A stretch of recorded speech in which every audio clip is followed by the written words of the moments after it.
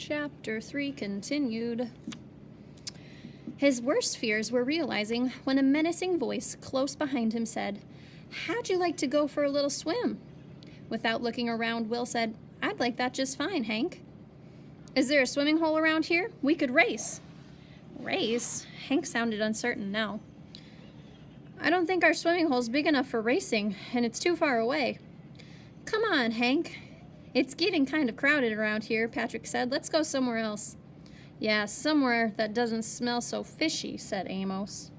Will baited his hook and tossed in his line. He watched the widening circles, waiting until the last one reached the shore, and the grasshopper had sunk out of sight before he turned his head. The boys were gone. With a sigh of relief, he sat down on the grassy bank.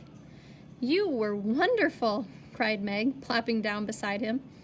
Will didn't know what to say, so he brought his index finger to his pursed lips and stared intently at the water. Meg covered her mouth with her hands. "I'm sorry, Will," she whispered. They sat in companionable silence, enjoying the occasional breeze that blew across the pond and watching the blue-backed swallows' skittery flight as they skimmed insects off the water's surface. Too soon. It was time to start for home. "Those little ones are the most tasty," Meg said as Will retrieved his fish. He grinned, hoping that his success at the pond would make Meg forget his lack of gardening skill and stamina. After her enforced silence, Meg chatted gaily as they walked toward home, but as they rounded the curve and saw 3 familiar figures lounging at the spring, her words died away. Will's heart began to pound against his ribs. "Don't slow down, Meg," he said, "and don't act like you're afraid." She nodded and began chatting with a great animation. Nearing the spring, she lifted her hand in the casual wave, but kept right on talking to Will until Hank got up and sauntered into the road.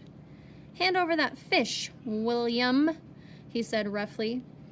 Will could feel the thumping of his heart, but his voice was steady. "This fish?" he said, looking at it in a feigned amazement.